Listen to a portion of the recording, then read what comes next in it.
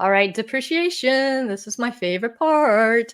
It gets a little complicated because there's a lot you can do with depreciation. So bear with me here. But let's talk about it. So, first of all, the IRS requires you to take depreciation. Okay. So, some people don't realize that this is actually a requirement.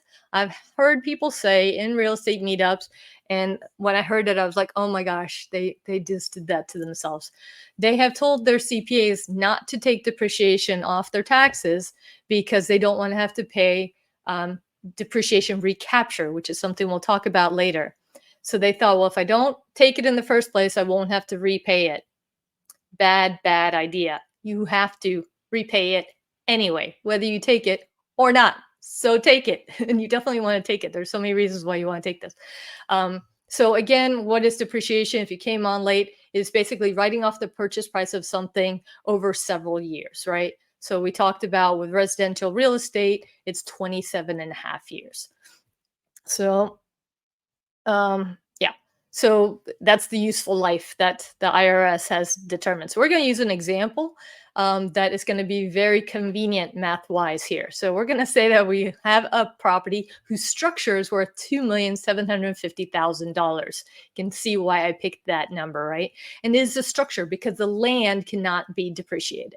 So we're not going to depreciate the land, just the structure. So we're going to say we have that. Now we're going to divide that by the 27 and a half years that the IRS has said it depreciates over. So we're going to get $100,000 a year in depreciation. That is a deduction off your income for taxable purposes, right? If you earned $100,000 in cash flow that year, your income on that cash flow would essentially cancel itself out, and you'd likely owe zero in taxes on that. So how nice is that? You make $100,000 and you get to keep it all. So that is absolutely beautiful. But what happens if you didn't make $100,000? You still have the $100,000 in depreciation, but you only made, let's say, 40,000. What can you do with that additional 60,000? Well, you can use it to offset other passive income. Maybe from other properties that was giving off cash flow. Maybe you sold something and you have a gains from the sale of a rental property or other passive investments. Okay. And you need to understand what types of passive investments you can write off with this. It's not everything that you consider passive, it's what the IRS puts into the passive investment bucket. And we'll talk a little bit more about that when we get a little further on. But it may not be everything that you think it is. But nonetheless, you can use it towards that. But what if you don't have that either? So here's the other cool thing about depreciation is it rolls forward. Okay. So if you don't have the types of income, you can carry forward that loss on paper indefinitely until you have it. So go ahead and buy more real estate or write a book so you have royalties or whatever it is. There are all sorts of other types of passive income. You can invest in your neighbor's lumberyard. We already talked about his the saw he got for his lumberyard, right? If you want to invest in that business, but you don't work in that business, that's a passive investment, and you can write off income from that there too. You get the depreciation on the full value of the property. This just blows my mind, even if it's leveraged with a bank loan. So I have bought real estate with no money down. Like the bank brought the big check, and then I got the seller to seller finance me the rest, and I bought a property with no money. And guess what? I get to take depreciation for the whole darn thing, and I don't have any money in it. This is how crazy it is with real estate, and this is all legal, guys. This is done every day. So yeah, the magic of depreciation, as Becky put in the comments there. So all right, so it can't get any better than that, right? Yes, it can. Believe it or not, I'm going to show you how that $100,000 loss could turn into significantly larger loss, like maybe $300,000 or even $800,000.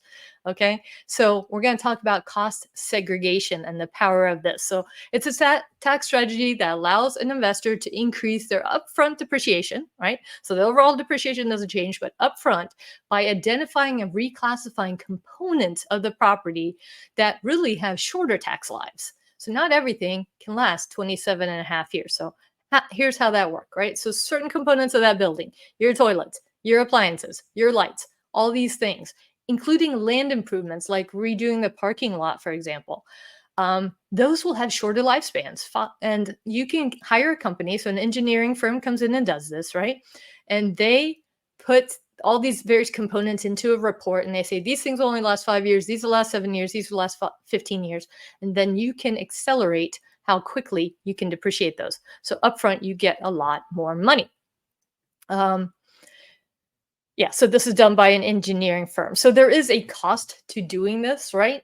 So this may not make sense on a single family home, but it will make sense even on fairly small real estate kind of stuff. You don't have to have a huge apartment complex with 100 units for this to make sense. I recently did this on an 8 unit that I owned, and we saved an absolute buttload of money. So the cost of doing that study versus what we got back, it was a no-brainer, absolutely. So um, where the break even is for you would matter on, what market you're in. But this is definitely something you want to look into, but you do want to see if it makes sense. Now you got to think it can't get any better than that, right? Yes, it can, because there's also bonus depreciation. So bonus depreciation, now here's where things start to get complicated, right? So we keep talking about this 2017 Tax Cut and Jobs Act. It keeps coming back into play. So one of the things they added here was bonus depreciation. So all those things that you have now segregated in your cost segregation study, you can now take a big chunk of that value, that accelerated stuff, and get it all the very first year. So in 2024, that will be at 60%. So 60% of the items in that accelerated depreciation that are eligible, you can take 60% of that and write it off in your very, very first year. And so sometimes, I mean, this is writing off like a huge portion of what you're investing. So yeah, very powerful. So we've had some of our limited partners and deals get anywhere from 40 to 90% of their invested capital as a loss on the very first year. And you keep getting depreciation after this. It doesn't, like, that's not the only depreciation you get. It keeps going. So that's a huge, huge bonus. So here we go with bonuses again. You can also use this instead of a 1031 exchange, right? So we talked about some of the complexities of doing a 1031 exchange, having this 45 days to identify, 180 days to close, or having to go in as a tick if you're going into syndication. So if you don't want to deal with that, you can invest in a syndication that provides a lot of depreciation. So when you sell that first property, you say, okay, go ahead, hit me with the taxes, and then you invest it in something that has high depreciation. You use that depreciation to write off those taxes. So that's another way to go about accelerating your investments without having to pay the taxes on it.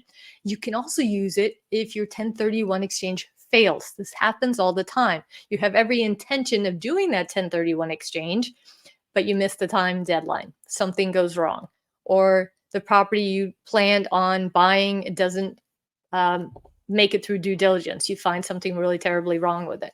So now you're screwed, or you're not. Go find a deal with high depreciation, and you can write off the taxes that way. So here's how that goes. So I told you depreciation was one of my favorite things, but it essentially, it subsidizes your investments, right?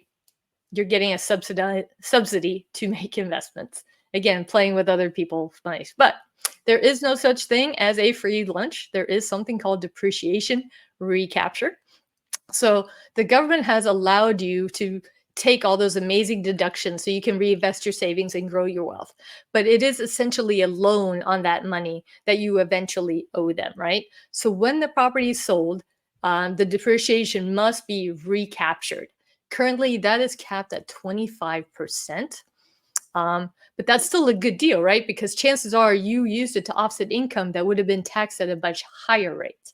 So depending on how much you make and where you are in the country, whether you have state and federal income taxes or just one or the other, you could be paying, maybe 35, 37, maybe as high as 50% in taxes, right? So half of what you're making is going out the door. So at 25%, it might still be a good deal if you end up paying it back, right? But you don't always have to pay it back. I think you're getting that message. I'm talking about all the ways you can not do this. So you can reinvest and write off that depreciation with the new depreciation, right? From the next deal. Or you can 1031 exchange it. So you can do all this combined so that you don't have to do this depreciation recapture. You just invest again. But even if you do decide to get off the real estate investment treadmill, you're still coming out ahead, right? Because you're only paying 25% on it. And chances are you made a lot of money on the money that you reinvested, um, by not having to pay those taxes in the first place, right? You had money to reinvest. And again, you can continue this cycle until you die. So you never have to do the depreciation recapture. Again, take advantage of that step up in basis. And some people say, "Oh gosh, that's got to be really complicated. I got to keep reinvesting, keep doing this." No, you could at some point go into like a forever hold fund that just goes on forever. That's a great thing to leave to your heirs if that's something you want to do. Or you could buy one property or one big collection of properties that will never be sold. You could turn it over to a property manager or something like that and just not think about it. So you could do.